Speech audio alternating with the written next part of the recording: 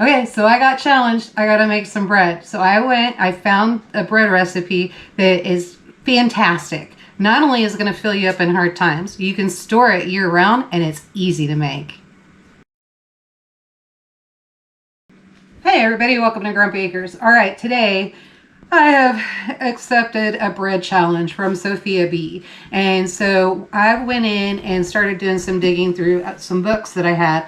And I found a recipe that I found very, very interesting that I want to share with you. It's called Rye Hardtack rings. And these are done in Finland. Typically what they do is they'll cut a ring in the middle of the bread, and we'll go through that, and then they hang them on poles or ropes and hang them high in the ceiling so that they'll dry. Now, why is this important? Because they would make this in volume, and so they would typically just do this once or twice a year, right? And so rye is a really good cereal that goes out, can be done in cold weather, so it's great in poor soil and all of that. And so it's a really good grain to have on hand. Now, rye does something else. So rye bread tends to hold that moisture and the water in. Okay, so then when you eat it and it goes in your stomach, that bread will swell. It absorbs all of that. And so it makes you feel fuller longer. So typically in Europe, what they would call this is basically a poor man's bread. So if you couldn't afford to eat, this is the bread that you would eat. And the rich people ate the wheat bread. So thought this was very, very interesting. In fact, there's a story that goes along with this bread. And so typically in Finland, when a young couple gets married, then you take over to them rye hardtack rings and salt. And if these are taken care of well and stored well, then it brings you good luck and your life goes well. So just thought that was really interesting. I wanted to share that with you. I think this is a recipe that is something that we will be keeping in our stockpile. And definitely, what a great way to get through hard times. All right, let's go. All right, so here's how we're gonna start. We're gonna start with 2 teaspoons of active dry yeast. I'm just gonna use a packet. And we put that in there and we're gonna just let that sit and do its thing. In the meantime, I'm gonna grab some rye where this is done with rye, and that's how we're gonna do that. All right, so now our yeast is dissolved. You can see it starting to bubble and all of that. So put that 2 teaspoons of yeast into the 2 cups of warm water. So now this is all going, and what we're gonna do is we're using 4 cups of rye. You're gonna actually need 4.5 for kneading. So what we're gonna start is with 2 cups. This is one of those tricks, right? So throw this in there. There's 1.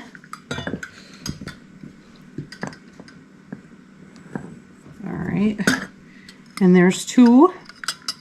Okay, and then what we have to do is we need to go in the same direction, and we're mixing this 50 times.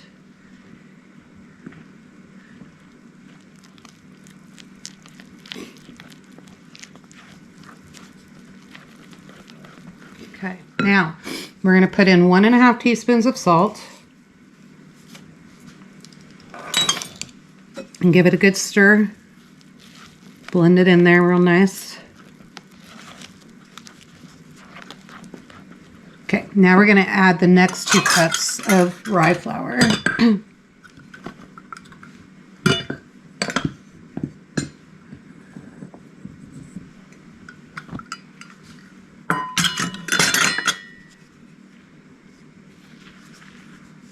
Give it a good stir, blend it on in there.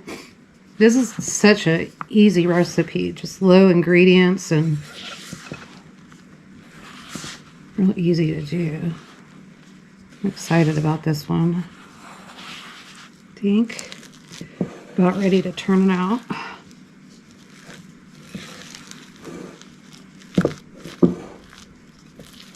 So this bread can actually be a little sticky.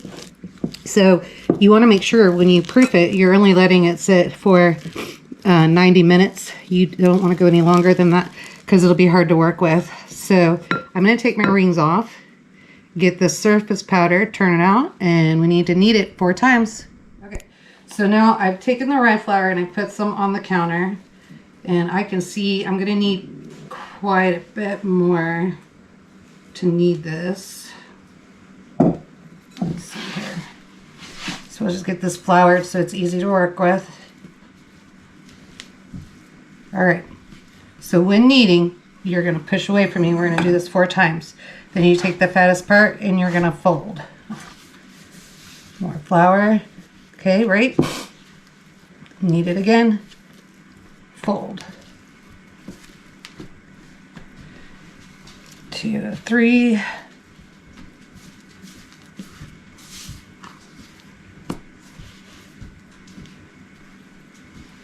All right. Now, what we want to do, put that like that. I'm going to clean this bowl out, and then I'm going to oil it down, throw this in there, and let it proof for 90 minutes. Then we'll come back, throw it in the oven, and well, we're going to have to do another trick. But anyway, I'll show you when we get there. Okay? All right. So we're going to take this dough out. What we want to do is make sure that we preheat our oven to 425. And I just realized I told you guys to knead 4 times. It should have been 3 to 4 minutes. So anyway, that's that. So now we're going to just dump that out. Move this bowl over. And then gently punch it down. Okay. Then we're going to divide in 4s.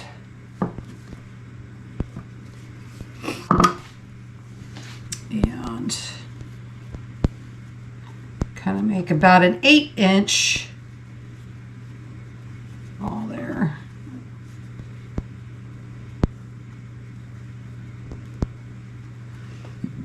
Now add flour as you need it because it gets sticky.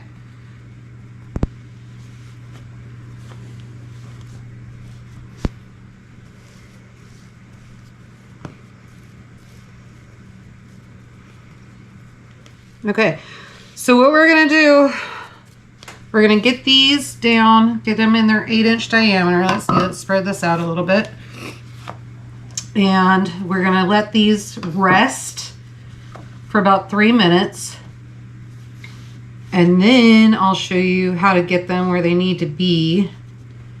And then they'll rest a little bit more once we transfer them over.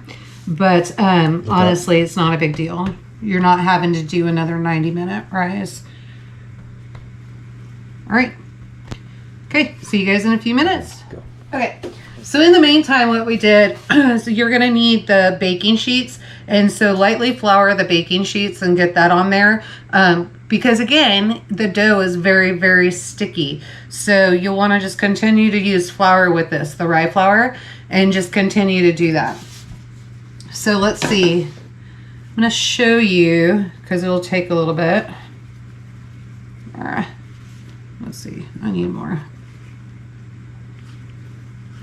Okay, I'm just going to add a little bit more there. Yep. Okay. Then what we're going to come in and do, we're going to roll these out. We're going to roll these out so that they'll fit our pan. It doesn't matter if they're not perfectly circled. I wouldn't worry about it. I mean, unless you're just impressing somebody. But then that's how you would do that. Just come back in. Like that.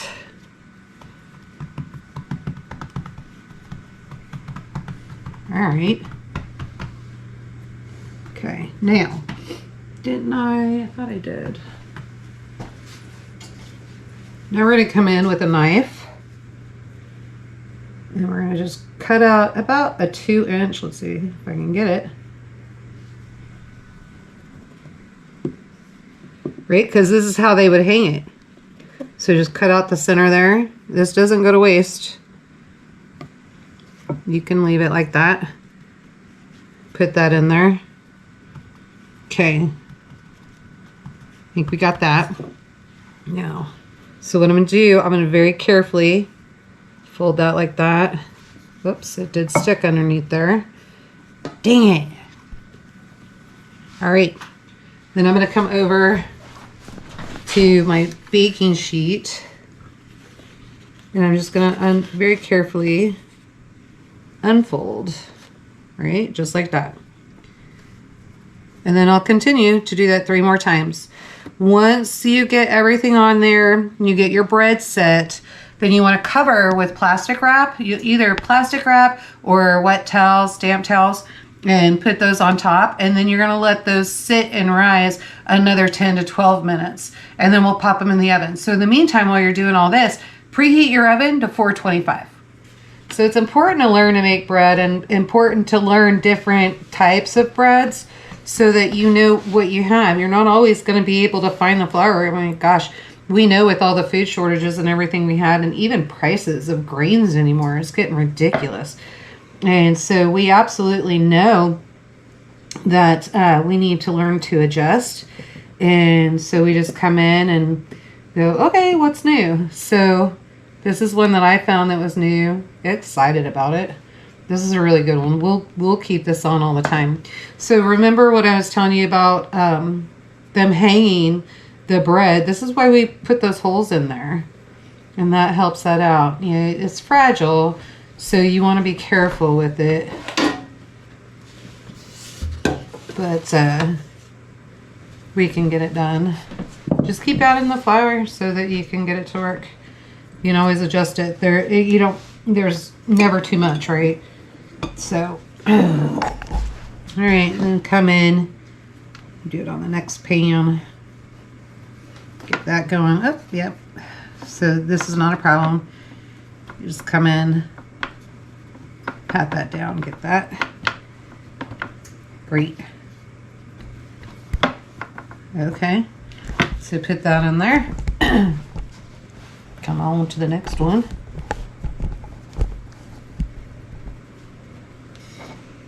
And if you need to find a good rolling pin, check with your commercial kitchens people.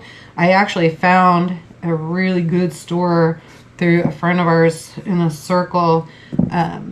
It's a Mexican, it's interesting. It's a Mexican market, but they have the restaurant inside the market, and it was really, really cool.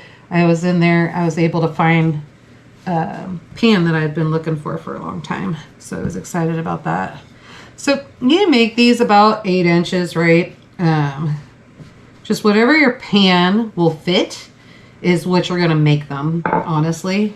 So there's no, you don't have to worry about it. 12 by 18 is what was recommended. I haven't been able to find a 12 by 18. So I just used a regular cookie sheet. And that was fine. It's worked out. I'm just going to have to adjust a little bit. And I can adjust in the pan. I don't have to worry about, whoops, adjusting here. Okay. So yeah, I'm going to have to adjust quite a bit. So let's see how we going to do that. Again, like I said, there's no absolute rules to this. It's fragile because it's so wet. You know, we were talking about that. This is a bread that'll fill you up. Just gotta have that little hole in there.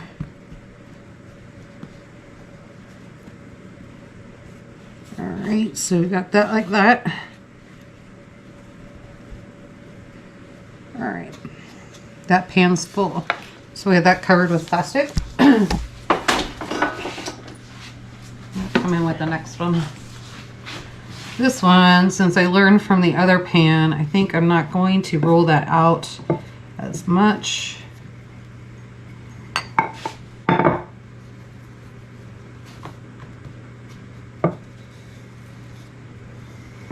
Yeah, I'll leave that about right there.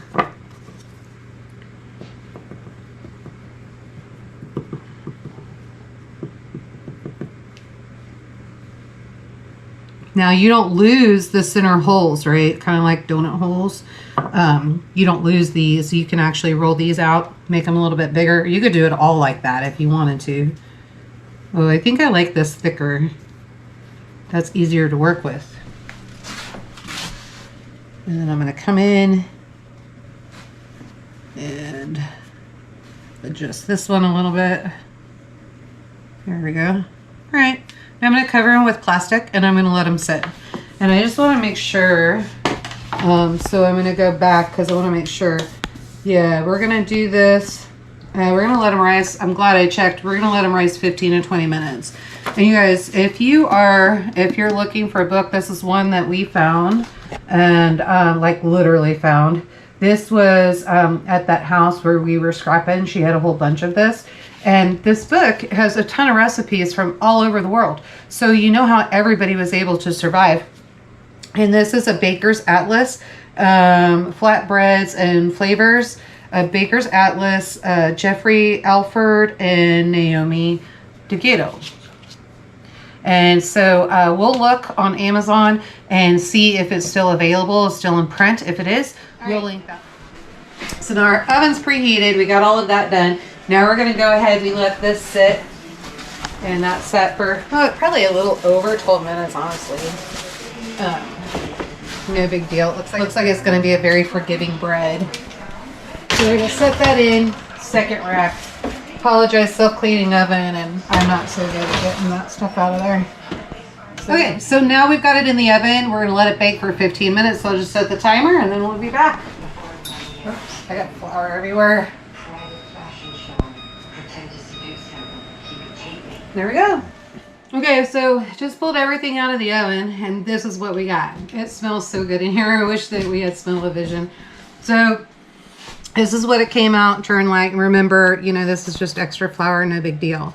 But we've got a nice soft flatbread. Take a little piece. Let's try it out. Ooh, it's hot.